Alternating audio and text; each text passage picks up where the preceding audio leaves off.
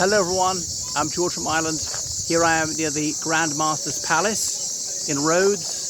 So he was the Grand Master of the Knights of Rhodes. Okay, so this is a Greek island very close to Anatolia. So look at this enormous fortress there with the Greek flag flying from that battlement up there. Goodness. Anyway, it's magnificent, quite well preserved. Some of the little lanes are labyrinthine and shabby, but in a way that lends the air of authenticity. And it seems like a theme park, but of course people really live here. So it's got World Heritage status proclaimed by the United Nations Educational, Social and Cultural Organization in 1988. So yeah, the island of Rhodes got over 50,000 people living on it permanently, and the population more than doubles at the height of the summer. They're tourists from France, Germany, Sweden, Israel, Egypt, Saudi Arabia, Turkey, Republic of Ireland, that's me, United Kingdom and so forth. Look at the minaret. Okay, so they got mosques here. Anyway, so the Turks came from Turkmenistan in the sort of 10th century AD. The Battle of Manzikert in the 11th century in eastern Anatolia.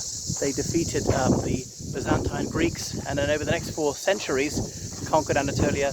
Final fall of Constantinople in 1453. But the Western Christians, Catholics, they didn't want complete Muslim domination in the Mediterranean. The Knights of Rhodes were set up, a Catholic order of knights, even though the Greeks are Orthodox Christians, and there was often little love lost between the Orthodox and the Catholic Christians since the Great Schism of 1054.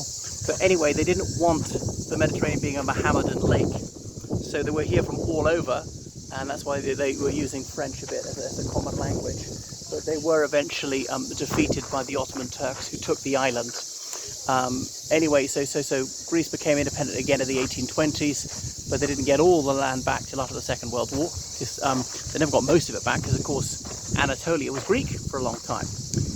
So they got all the Aegean islands back by 1945. But the Italians, they had declared war on the Ottoman Empire in 1911, if memory serves, and they annexed the Dodecanese Islands, of which Rhodes was one.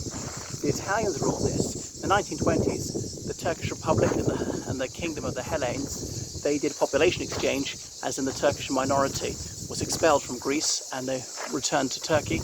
Well, I suppose returned, some of them lived in what's Greece, Yunanistan, for many centuries. And likewise, the Hellenic minority in Anatolia, they were booted out and they moved to Greece. They became ethnically coherent states. People were no longer in danger of massacre. There's a tiny Greek community in Turkey to this day, and the patriarch of the Greek Orthodox Church, the patriarch of Constantinople, is one, and the Turks said they can still use those holy sites so long as there's only ever a Turkish citizen who's elected. But anyway, but because it was under Italian rule in the 1920s, the Turkish community was not expelled, and they remain here to this day. There are a few mosques, a few active mosques. Okay, you can see some more 20th century architecture there. You see that sort of clock tower. Anyway, so it's fabulous. You see how wide the walls were, so very formidable. But I can't remember when it was, in the late Middle Ages, that the Ottoman Turks managed to seize the city. And you see these huge gun ports, or what do you call them? Are they casemates with the cannons coming out? An enormously wide moat. You think it'd be impregnable, but clearly it wasn't quite. And once Rhodes fell to Johnny Turk, then the Knights of Malta were set up, holding Malta till the very early 18th century, till they're defeated by Napoleon, annexed by him. And then one of those Napoleonic wars, the United Kingdom took Malta, became independent in the 1960s. The only British colony where absorption into the United Kingdom was seriously considered. Was that because they're white? Was it because they're mostly Christian? Look how wide that moat is. You get an idea of the proportions of it now. And the Knights of Rhodes were Catholics from all over Christendom. It still continues, the Knights of Malta, but as a charitable organisation. Right, what else might you want to know? I mean, well, you could obviously ride a wagon along this, it's so wide. But yeah, I was here way back in 2012, so just on a day trip from Turkey for the day. They said the voyage would take 45 minutes. Fairly rough voyage on the catamaran, and it wasn't quite full. Coming from İçmeler, or rather Marmaris to be more accurate. which means it's more or less a suburb of Barbares. So you can see the crickets singing the summer long. Wow, what are they chorusing about? Is that their mating call? Does that give you the horn to hear this? I mean, but doesn't work for my species. Okay, so some dome buildings. You don't see many of the white buildings they used to build to reflect the heat and all that, or the classic blue roofs of somewhere like Santorini. Okay, and then the Aegean, you can't quite make it out beyond there. There's some Catholic church, there's a St. Francis Catholic Church. So I wonder if Catholicism took a hold during the Italian era of 1912 to 1945. So after the Second World War, Italy ceded all its extra metropolitan territories. All right, anyway, so very popular tourists. This is Rhodes town.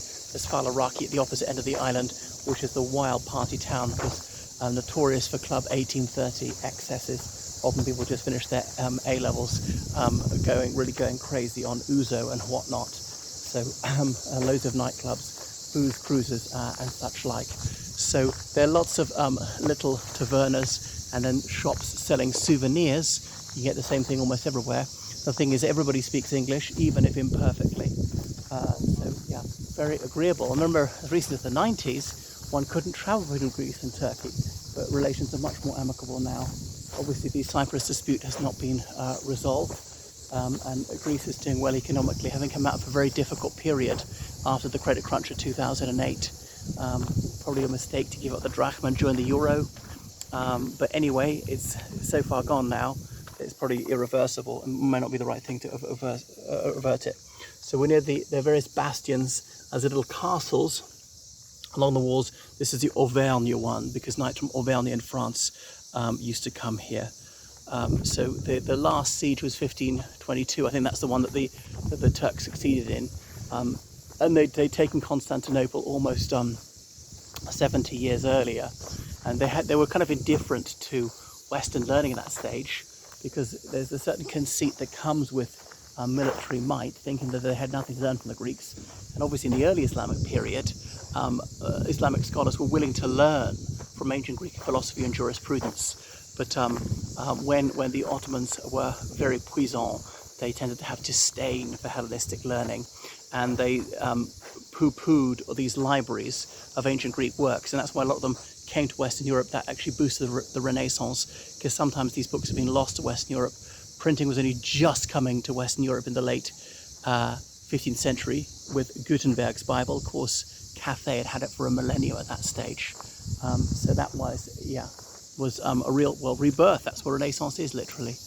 Anyway, warmly recommended, very atmospheric. I mean, almost fragrant as well, with the groves of all these trees. What are they? And they're olive groves and so on. Okay, so goodbye from Rhodes. My second trip here, but this time I'm really concentrating on Rhodes town, which has got a lot to offer.